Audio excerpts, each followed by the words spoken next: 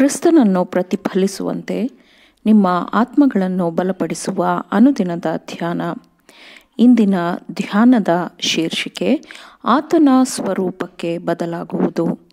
ಈ ದಿನದ ದೇವರ ವಾಕ್ಯ: ಆದರೆ ನಾವೆಲ್ಲರೂ ತೆರೆದ ಮುಖವುಳ್ಳವರಾಗಿ ದರ್ಪಣದಲ್ಲಿ ಕಾಣುವಂತೆ ಕರ್ತನ ಮಹಿಮೆಯನ್ನು ನೋಡುತ್ತಾ ಆತ್ಮನಿಂದಲೋ ಎಂಬಂತೆ ಅದೇ ಸಾರೂಪ್ಯಕ್ಕೆ ಮಹಿಮೆಯಿಂದ ಮಹಿಮೆಗೆ ಮಾರ್ಪಡುತ್ತೇವೆ.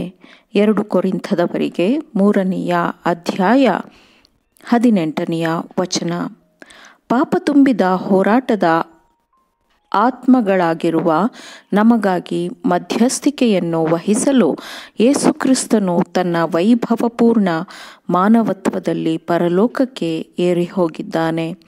ಯಾಕೆಂದರೆ ನಮಗಿರುವ ಮಹಾಯಾಜಕನು ನಮ್ಮ ನಿರ್ಬಲಾವಸ್ಥೆಯನ್ನು ಕುರಿತು ಅನುತಾಪವಿಲ್ಲದವನಲ್ಲ. ಆತನು ಸರ್ವ ವಿಷಯಗಳಲ್ಲಿ ನಮ್ಮ ಹಾಗೆ ಶೋಧನೆಗೆ ಗುರಿಯಾದನು, ಪಾಪ ಮಾತ್ರ ಮಾಡಲಿಲ್ಲ. ಆದುದರಿಂದ ನಾವು ಕರುಣೆಯನ್ನು ಹೊಂದುವಂತೆಯೂ ಆತನ ದಯೆಯಿಂದ ಸಮಯೋಚಿತವಾದ ಸಹಾಯವು ನಮಗೆ ದೊರೆಯುವಂತೆಯೂ ಧೈರ್ಯದಿಂದ ಕೃಪಾಸನದ ಮುಂದೆ ಬರೋಣ. ನಮ್ಮಲ್ಲಿ ನಂಬಿಕೆಯನ್ನು ಹುಟ್ಟಿಸುವವನು ಪೂರೈಸುವವನೂ ಆಗಿರುವ ಯೇಸುವಿನ ಮೇಲೆ ನಾವು ನಿರಂತರವಾಗಿ ದೃಷ್ಟಿ ಇಡಬೇಕು.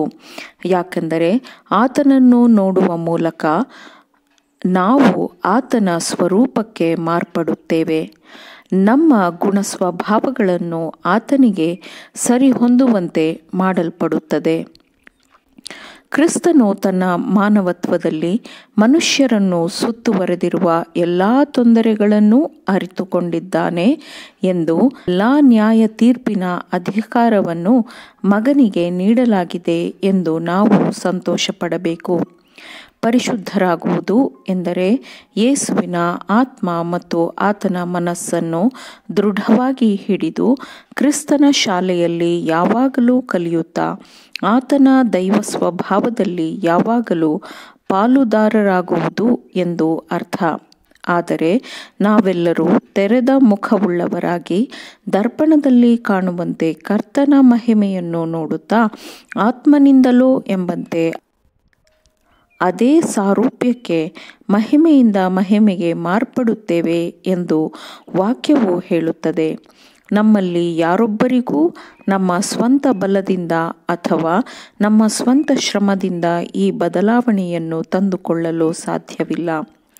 ಈ ಲೋಕಕ್ಕೆ ಕಳುಹಿಸಿಕೊಡುತ್ತೇನೆ ಎಂದು ಕ್ರಿಸ್ತನು ಹೇಳಿದ ಸಾಂತ್ವನ ಮಾಡುವವನಾದ ಪರಿಶುದ್ಧಾತ್ಮನು ನಮ್ಮ ಗುಣಸ್ವಭಾವಗಳನ್ನು ಆತನ, ಅಂದರೆ ದೇವರ ಸ್ವರೂಪಕ್ಕೆ ತಕ್ಕ ಹಾಗೆ ಮಾರ್ಪಡಿಸುತ್ತಾನೆ. ಮತ್ತು ಇದು ಸಾಧಿಸಲ್ಪಟ್ಟಾಗ ನಾವು ದರ್ಪಣದಲ್ಲಿ ಕಾಣುವಂತೆ ದೇವರ ಮಹಿಮೆಯನ್ನು ನಾವು ಪ್ರತಿಫಲಿಸುತ್ತೇವೆ.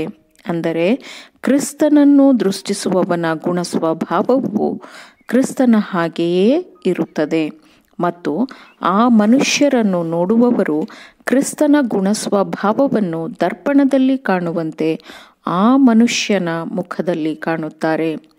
ನಮಗೆ ಅರಿವಿಲ್ಲದಂತೆ ದಿನದಿಂದ ದಿನಕ್ಕೆ ನಾವು ನಮ್ಮ ಮಾರ್ಗಗಳು ಮತ್ತು ನಮ್ಮ ಚಿತ್ತಗಳಿಂದ ದೂರವಾಗಿ ಕ್ರಿಸ್ತನ ಮಾರ್ಗ ಮತ್ತು ಕ್ರಿಸ್ತನ ಚಿತ್ತಕ್ಕೆ ಮತ್ತು ಆತನ ಗುಣಸ್ವಭಾವದ ಪ್ರೀತಿ ಒಳ್ಳೆಯತನದಂತೆ ನಾವು ಮಾರ್ಪಡುತ್ತೇವೆ.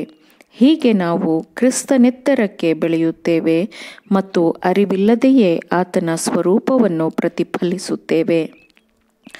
ಕ್ರೈಸ್ತರೆಂದು ಹೇಳಿಕೊಳ್ಳುವವರು ಸಂಪೂರ್ಣವಾಗಿ ಭೂಮಿಯ ತಗ್ಗು ಪ್ರದೇಶಗಳ ಬಳಿ ಇರುತ್ತಾರೆ. ಅವರ ಕಣ್ಣುಗಳು ಸಾಮಾನ್ಯವಾದ ವಿಷಯಗಳನ್ನು ಮಾತ್ರ ನೋಡಲು ತರಬೇತಿಯನ್ನು ಹೊಂದಿರುತ್ತದೆ. ಅವರ ಕಣ್ಣುಗಳು ನೋಡುವ ಎಲ್ಲದರ ಮೇಲೆ ಅವರ ಮನಸ್ಸು ನೆಲೆಸಿರುತ್ತದೆ. ಅವರ ಧಾರ್ಮಿಕ ಅನುಭವವು ಸಾಮಾನ್ಯವಾಗಿ ಆಳವಾಗಿರುವುದಿಲ್ಲ ಮತ್ತು ತೃಪ್ತಿಕರವಾಗಿರುವುದಿಲ್ಲ ಮತ್ತು ಅವರ ಮಾತುಗಳು ಲಘುವಾಗಿರುತ್ತದೆ ಮತ್ತು ಮೌಲ್ಯರಹಿತವಾಗಿರುತ್ತದೆ.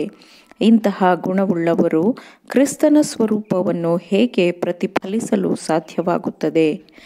ಲೋಕದ ಎಲ್ಲ ಕತ್ತಲೆಯ ಸ್ಥಳಗಳಿಗೆ ಅವರು ಹೇಗೆ ನೀತಿ ಸೂರ್ಯನ ಪ್ರಕಾಶಮಾನವಾದ ಕಿರಣಗಳನ್ನು ಕಳುಹಿಸಲು ಸಾಧ್ಯ? ಕ್ರೈಸ್ತರಾಗಿರುವುದು ಎಂದರೆ ಕ್ರಿಸ್ತನಂತೆಯೇ ಜೀವಿಸುವುದು ಅಲ್ಲವೇ? ಹನೋಕನು ಯಾವಾಗಲೂ ಯೇಸುಕ್ರಿಸ್ತನ ಪ್ರಭಾವದಡಿಯಲ್ಲಿಯೇ ಜೀವಿಸಿದನು.